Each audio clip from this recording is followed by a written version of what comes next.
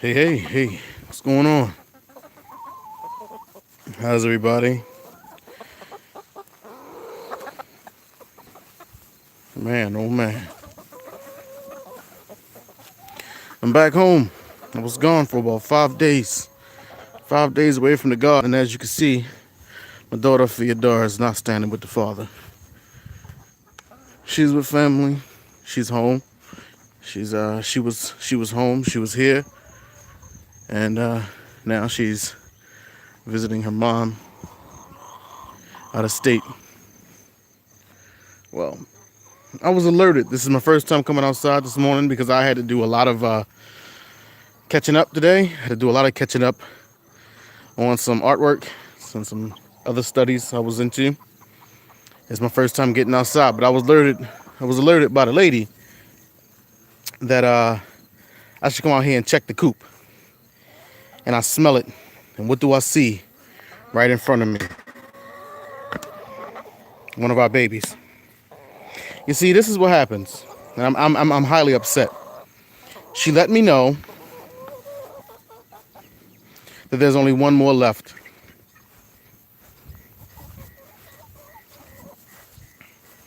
We had 6 babies in there. There's only one more left. What happened while I was away, while we were away, is the kittens. You just missed it. He was climbing up there. They climb, they pull, and they're playful. They hang around this coop a lot. And they got inside and they beat up my little chickens. Didn't eat them. Hey, Arcana. They just beat them up. So I come back now to find all of my chickens gone except for one. Olivia's pregnant again. And Shadow's pregnant again. There's a new cat hanging around the garden. Don't know where he come from. Don't know its name. But a lot can change in 5 days. So I have to now get the shovel and get that little chicken out of here because he smells.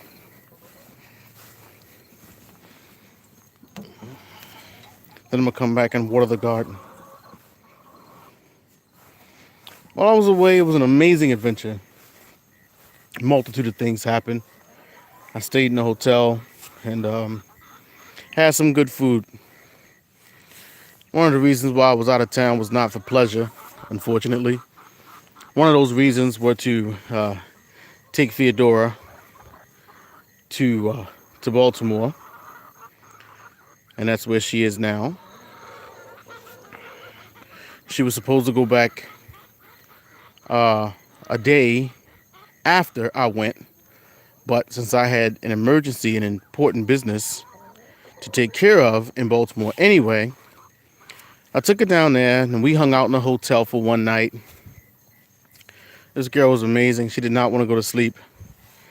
And I found myself, we got some food and watched some Cartoon Network and, things like that. I've had my chess game there with me. So I'm trying to rest. I'm laying in the bed. It's about 2 o'clock in the morning. And this little girl tells me, she said, "Daddy, come play some chess with me." And I'm tired. But I told her, if she ever wants to play chess, just wake me up. Ugh. So as long as Daddy's not doing any studies, or as long as Daddy's not, in the middle of a painting or I'm asleep, wake me up. I'll always play a game of chess with you. Well, not wake me up, but just alert me. So she alerted me that she wanted to play chess, and that's what we did. We played a beautiful game of chess. Then she wanted to play the Nintendo Switch. So we played a game called, I believe it's Kitten's Quest or Cat Quest or something like that. So we played that. And that was it. The next day we hung out, went to see some family. Oh yeah. And we did some studies in the car. Some math studies. I was trying to, challenge that brain. And she went all brain fart on me, You know, sometimes kids will just forget. So she didn't know it.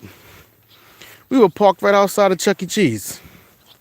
That's why I was taking her as a last little get together for me and her. Ooh, figs, nice ones, juicy ones. It's time to get them. Look at that. Some of them are overly ripe. All right, cool. I'll come get the figs later. So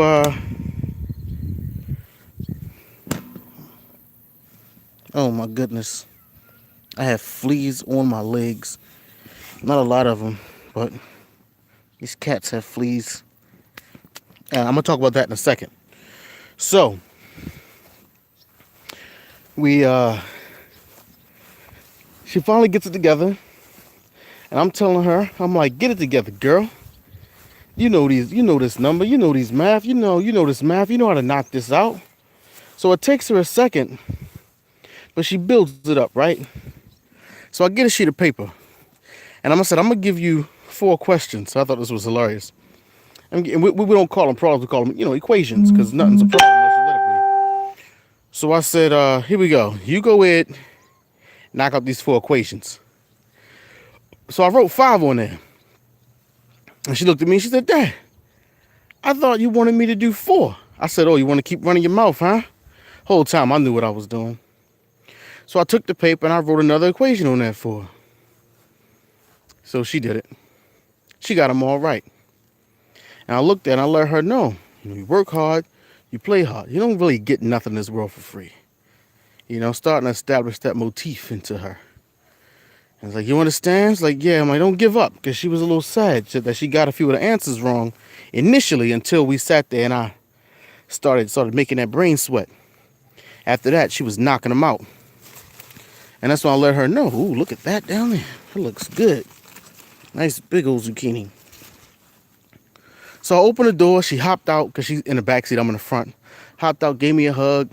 And I talked to her like, don't ever worry about it. Don't ever sweat it. At times it may feel like I'm coming down on you hard with this education, but I wouldn't give you anything I don't think you can do. And there's going to be times in life when you get things wrong. There's going to be times in life where you feel like you may have even disappointed me. It could be times in life where you feel like you let me down. Well, that's okay, because every child goes through that. I remember doing things in my young life and looking at my father, knowing daggone well he was disappointed in me because I knew better. That didn't mean he didn't love me. Didn't mean he didn't care. Didn't mean he didn't want the best. And that's what I let her know. I said, just because I may be upset and you feel as though I'm disappointed in you, don't ever think you're abandoned. Because I'm not going to leave your side. You understand? And we hugged and we talked and everything. And then I said, girl, look behind you. Look behind her. It was Chuck E. Cheese. This girl did a backflip almost. So we went in there and we had a great time. Played the games, won some tickets, just wild out. And after that, I sent her on her way. We drove up, and I dropped her off at her with her grandmother at her grandmother's house, and that was it. And I called my dad, and my dad was tired. He was knocked out. I had some fresh produce for him. I gathered on a video that I shot before I left.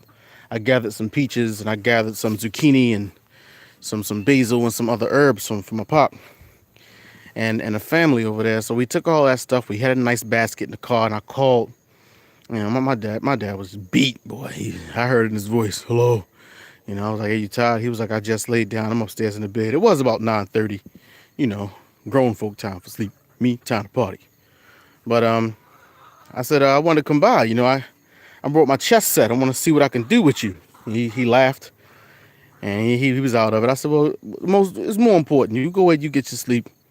And next time I come through town, I'll holler at you. And he said, okay. I said, I got some stuff for you. I said, but I really want you to get your sleep. I care a great deal for my dad. I hope that when people watch this video and they listen and they understand that, I hope they understand that.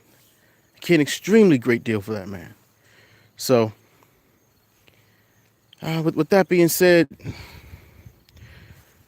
it was what it was, and we still had to stay in town, and we had a lot of things to do, and we didn't get back till late last night. And when we get back late last night, me and a lady, we get in the house and we go in the bathroom, we wash our hands, we getting ready to go to bed. It's probably about 2 o'clock.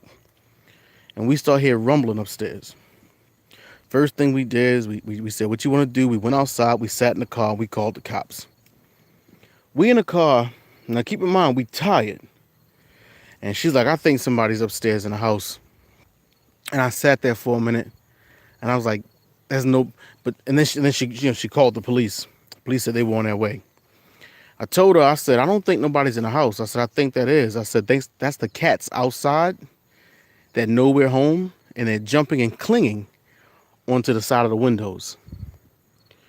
We just haven't heard that sound in 5 days, so it just startled us.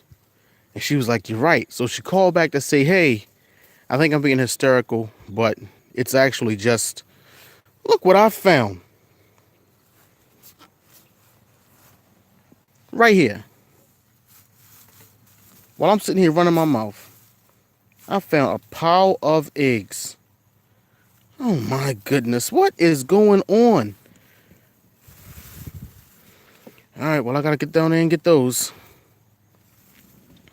Anyway, she called them back and told them that. And they said, well, I understand, but let us come through and do our job. So we sit in the car, the two deputies pull up. One come in, gun out, whatever. When he gets in the house, he pulls his gun out. He goes upstairs, police, sound off. If you in here, you will get shot, that kind of thing. And I'm like, in my mind, I'm like, there's nobody up there. So they come back downstairs. They tell us everything's clear. We can go in. He asks us how was our trip. We told him it was fine. I let him know that thanks to you, we can sleep a little easier. We had a chit chat back and forth. That was it. But the reason I was out of town, one of the main reasons, other than dropping off the Feodora, was like I said, there's another thing that I just may get into. I may not get into here on this particular channel. Maybe I'll talk about it on my Works of Freedom YouTube channel, but not right here. But yeah, those who know, and those who need me know that I'm here. If you need me for anything, the father of Feodora is here, not just for Feodora. You dig? Your family, I love y'all. It was good seeing y'all. It was fantastic seeing y'all. I wish we all could have met under better circumstances, but you have me. You have my support. You have my shoulder, and you have my back. Meaning, if you need something lifted, then use my back. So,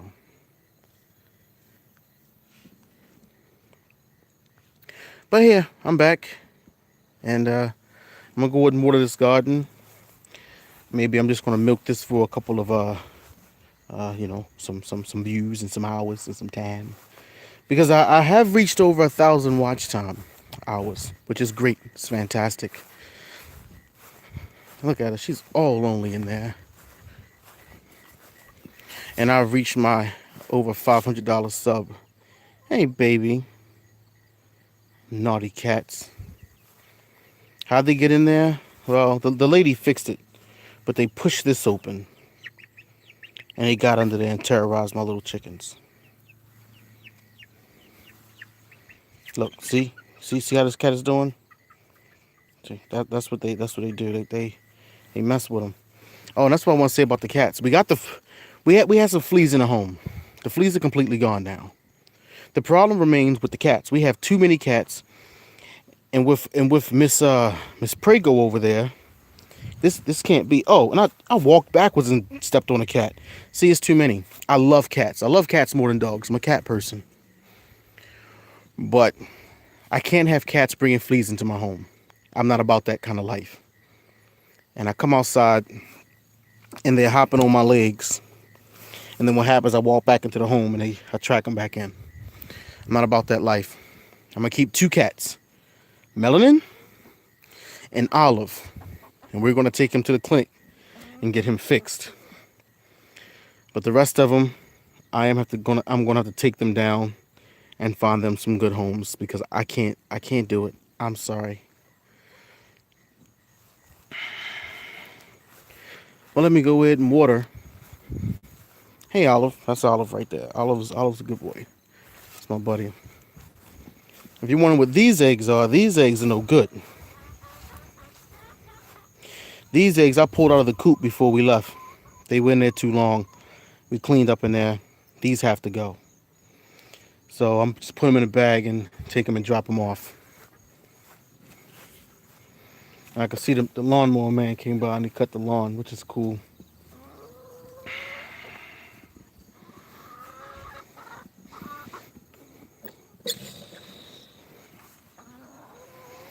I don't know how much it rained up here in Virginia. So I'm going to go ahead and water this lawn. And I put up the gate around the lawn again, around the porch again. And cats, chickens just knocked it down. So what I plan on doing is building a gate. Look at that cat. I'm going to build a gate, a long fence right around this whole entire area. And we're going to start keeping the chickens on the inside and throwing up, feeding them over there. And then maybe as dawn come and dusk come, we let them out to run around a little bit because, as you see, they're hanging out on our chairs and stuff. And they just, as you know what birds do, birds just kind of poop, let it fall where it may. Hey, thanks for joining the channel. How are you? But let me find the end of this hose real quick.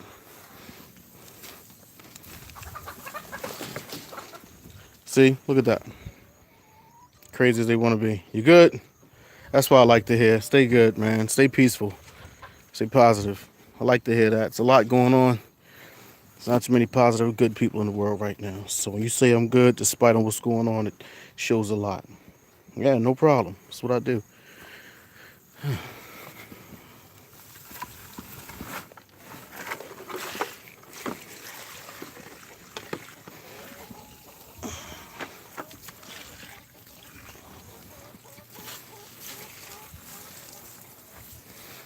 Want some water?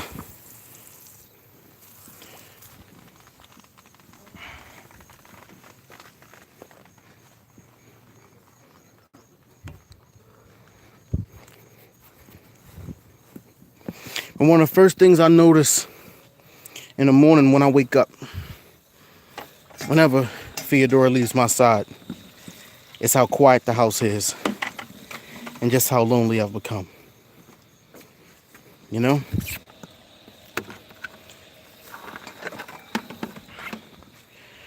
The silence gets loud. And I'm so used to waking up, or her waking me up, and saying things like, "Get up, Daddy. Don't waste the day." That's what we say to each other. Don't waste the day. Let's start the day. She comes out here, she gathers the eggs and brings them to me. I'll make some pancakes, eggs, turkey sausage, salad. And we'll do some math. We'll go pick some fruit. I'm in Virginia. And she says, we'll pick some fruit. We sit in the swing. And then we just have a good day. We'll color. We'll paint together. We'll draw. We'll sing the most craziest of songs. Watch My Little Pony together. Find some black and white animation, like some Felix or something, or some old Popeye. And just have fun watching the animation. She loves animation. And we'll just laugh and have a good time. Yeah, it's nothing like it. It's nothing like fresh eggs. It's a completely different taste than what you get from the store. There's absolutely nothing like it. And maybe we'll play her favorite game right now on Nintendo Switch is Dragon Quest. So she was teaching me how to play Dragon Quest. And we play Dragon Quest. We'll play some Mario Kart. And just have a good time. And spend our summer days. We had a chance to go to Kings Dominion this year. We had a chance to visit a lot of different places. Hung out at the beach. Watched a couple of sunsets deep into the night. Fairs. Playgrounds. getaways, all things a little beautiful child should be getting into. I think I said that before. The lady at house is out right now. She's buying some pizza.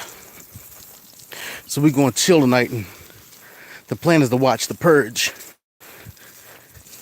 I only saw the first one, didn't see the second one.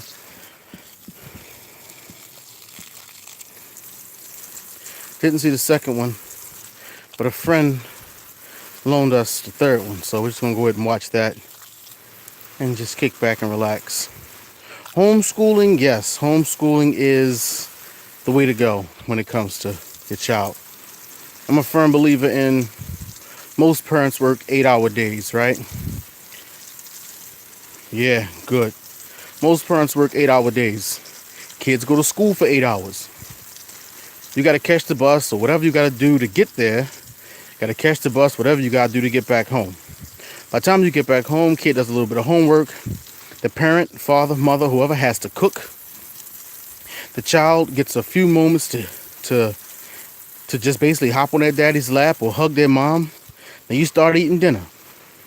After dinner, watch a minute of TV. If that, I don't watch TV in my home much. We not much. And then it's off to bed. Wake up and do it again. By the time your child is 18 years old, your child has seen your teacher more than they've seen you. And that's why kids develop, I think, sometimes most of the disgusting habits and maybe aren't the way that some parents want their children to be. Or maybe some kids are the way that I don't know. I can't speak for anybody else. Some parents may love a ratchet child. I'm not for that. And they pick up habits from other teachers, other students, other neighborhood kids because, one, there may not be a man in the house, or there may not be someone there. And the parents are working, and that's no problem. You have to work. You have to do those things. A child has to learn. You have to work, or else. And what? But see, that's the rule right there that I hate. That you have to work. I don't like that. You know? And you yourself, you want to spend more time with coworkers, you want to spend more time with your boss than spending time with your child. Me personally, I believe in taking that pay cut, living within your means, and spending all the time you can with your child. That's just me. I'm not a rat racer. I don't participate in that. And for those who do, more power to you. That's again, when I speak of things like that, I talk like this. I love anchovies on my pizza. My daughter loves olives. I don't like olives, but I'm not going to campaign against her because she don't like olives. That's just what she likes. I don't. You understand? So when I say things like that, I'm not coming down on anybody saying, "Oh, you're wrong for doing this or you're wrong for doing that." I just think it's thank you. I just think that's just the way I think. You know, children are from us. 50% you, 50% the opposite sex. They are from you. And I think that when your child's growing up, they should spend that time with you. They're in school learning all kinds of stuff, which is cool. They should learn, and they should learn different perspectives. I think that's great and fantastic. No problem. Learn everything and decipher the truth. But sometimes kids have young minds, and not every child is as bright as another child. So while one child may hear something that clicks for them, another child will hear it and take it as truth. Some people may believe that the tooth fairy is really going to come. Some people believe that the tooth fairy is just fun to believe in a tooth fairy. It's just fun to do. It's fun, you know? And some kids wholeheartedly believe certain things. And that's fine. Believe in Santa. Believe in a tooth fairy. Believe in the Easter Bunny. Believe in whatever you want to believe in. It's what makes you. Don't change you. Be you. Don't lose your uniqueness, is what I tell my child. Stay unique. Don't lose your uniqueness. But then there's some things that you want your child to know. You know, sometimes you can believe what you want, you can feel what you want, think what you want, then there's some things that you must know. And that's when it comes down to, I believe wholeheartedly in homeschooling. And for the main part is, when you send your child to school, your child is subject to how good a day the teacher has had. How good a day some of those kids are having. Maybe the kids woke up this morning, got cursed at, and got a whooping. Kids are emotional beings. So when they come to school, oh, they going to start cussing and hitting. You know what I mean? They're going to start doing those things. Not every child. Some child can grow up in a home where they get whoopings, get cussed at, get beat, turn around and be a preacher, turn around and be a fantastic R&B singer, most world-renowned artist, a great person, a saint. Sometimes. But sometimes kids will lash out. They go through things in their home, and since they know they can't beat their parents, and their parents are bigger than them, they go to school and tease and taunt and beat other kids. And that's why I have the problem. Why did I move to Virginia? I moved to Virginia. I talked about this in many of my videos, but I'll be quick about it right here. I moved to Virginia because it was something I always wanted to do, to kind of move out and have some land. I always wanted to do that. Even as a kid, I was like, wouldn't it be great for me to just, I don't know, have pet chickens, you know? Well, after having my daughter and living where I lived in the city, cities just started getting bad. There's no other way to put it. It started getting very, very bad. And I looked at my child and I was like, this is not something I want you to grow up in. I knew that from the start. This is not what I want. So over the next few years, I decided to open me a savings account. And I began to work hard as an artist, saving as much money as I can. Instead of buying sneakers, I'm not one of the people who buy fancy sneakers and fancy clothes anyway. But instead of buying, say, sneakers and things like that, I put it in a bank account. You know, and at that moment I began homeschooling my child immediately. As she turned 2, I began to buy all kinds of workbooks, and even before that.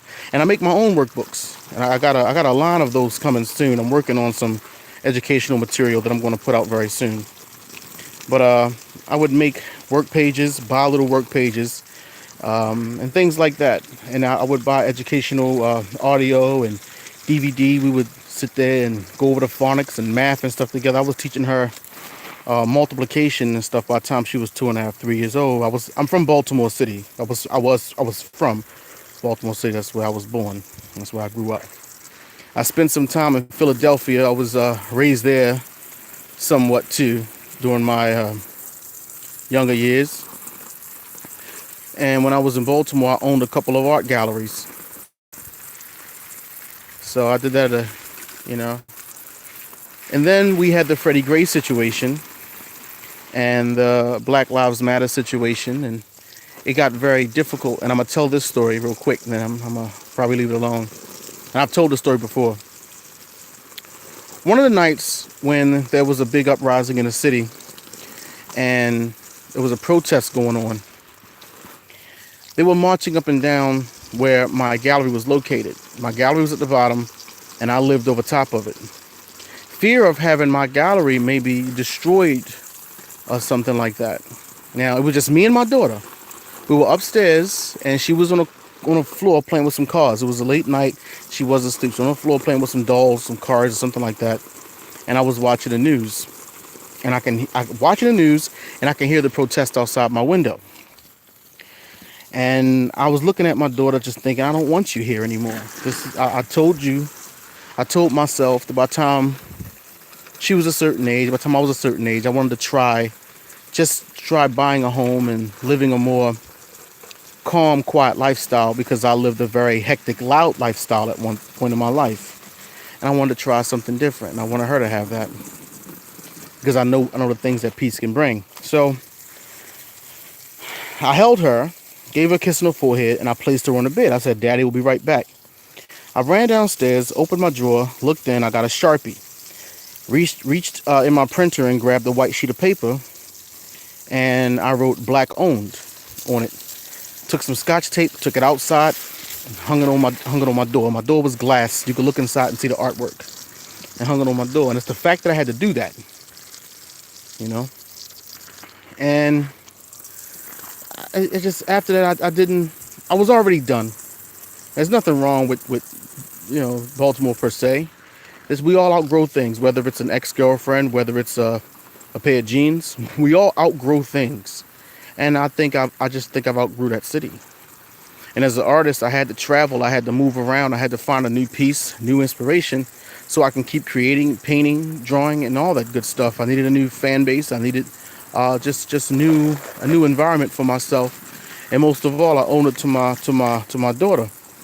And while I was there, I got tired of turning on the news and hearing about some young girl getting something happening to some young youth in the city. I just got tired of hearing it, and I was just thinking, I don't want to be a statistic.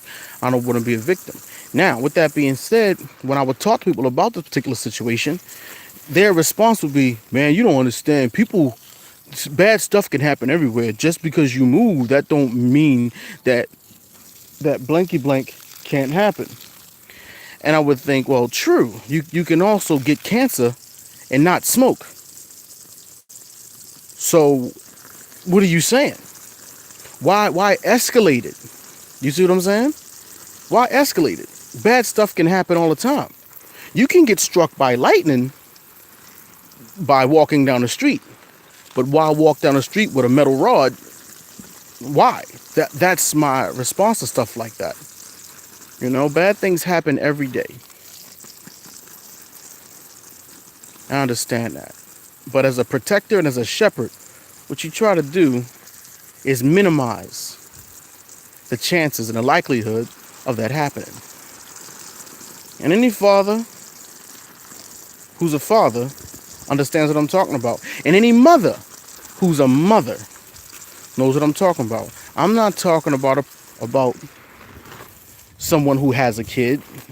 I'm not talking about someone who has a niece or that you watch occasionally. I'm talking about a full-on, hands-on mom, pop. That's what I'm talking about. You know what I mean? And we all got the means to do it. We all got the means to stand up and say enough is enough. We all got the means. I was talking to somebody the other day, and I said, "Do you know why I'm not in Nevada?" And they said, "Why?" I said, "Because I'm not in Nevada." You understand? If I wanted to be in Nevada, I would be there. That's how life moves.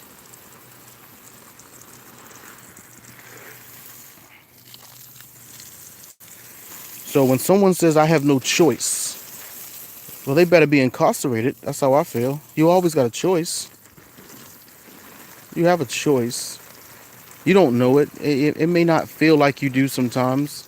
I've been in those situations. I've been young and felt like, man, I got no choice but to do this. I have no, what other option is there? There are options.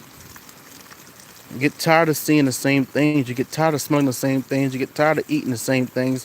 Change your location. Change what you look at. Change your environment.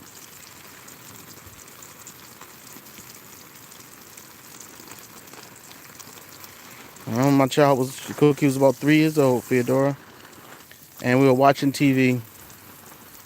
We watched something on YouTube or something years ago, and there was some baby ducks or baby chickens on the screen, and she said, "Daddy, I want that." I said, "We can't have." My mom was like, "You can't have pet ducks and chickens and stuff." She said, "Daddy, I want that. Look, I like that. That's so cute." Blah blah blah blah. At that moment, I was like, "You gonna get that? I'm gonna give you some pet ducks. I'm gonna give you some pet chickens. I'm gonna let you grow your own tomatoes and produce and food, and have a sense of pride about the things that go inside your body, you know?" But here I am just yammering and talking and running my mouth. That's all right. I hope you all understand where I come from, and that's who I am.